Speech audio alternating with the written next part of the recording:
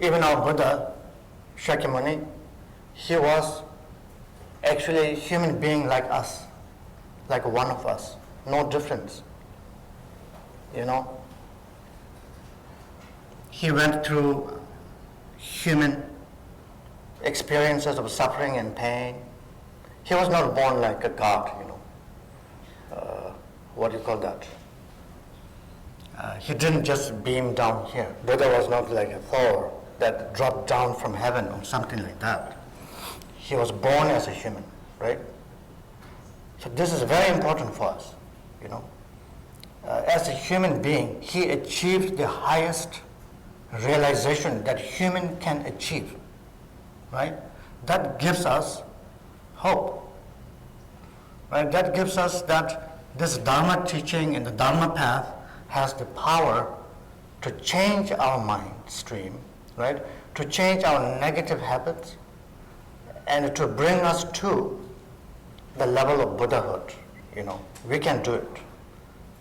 That's what Buddha's example is showing, his life,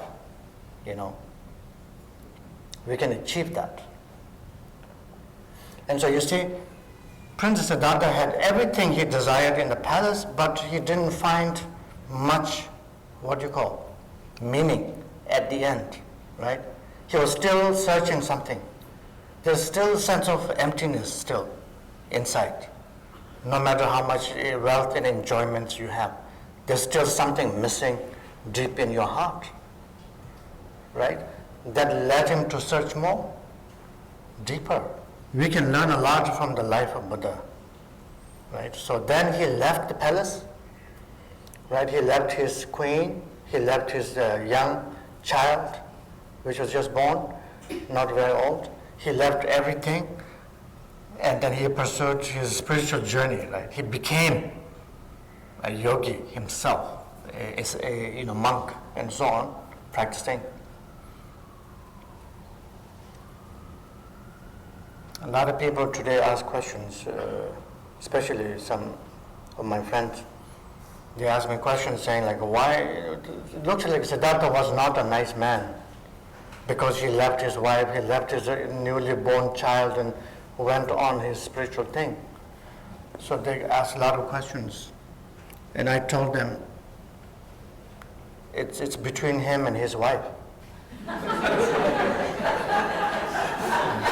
I mean, if it's okay for her, it's okay for me. I would not get in between them. I'm just kidding. It's a really different situation. At that time, she was a queen of the palace, so she has many nannies, right? Many attendants taking care of her, her child, and so on. So it's not the same thing, But we can't do that because you don't have enough nannies to take care of your kid there. And anyway, so he left and he became a monk. He followed really very strict religious ethic, right? Became very strict religious kind of fanatic, right? And he practiced for 6 years without eating real meal. He just ate some grains. He did that for 6 years and nothing happened, so to speak, So at the end, he left that asceticism. Then Buddha's life is showing us that there are two extremes, right? One extreme is getting attached to our world, like the life of a palace, material world. If you get extreme in that, in terms of attachment, clinging, fixation, then that's one problem. But on the other hand, there's another extreme, which is religious fanaticism, right? So if you go in that direction, that's also a problem.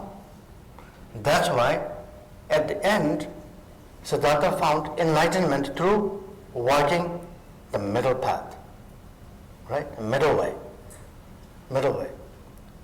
So going beyond the two extremes, then he walked the middle path towards the Bodhi Gaya, under a Bodhi tree, where he achieved enlightenment, as we all know.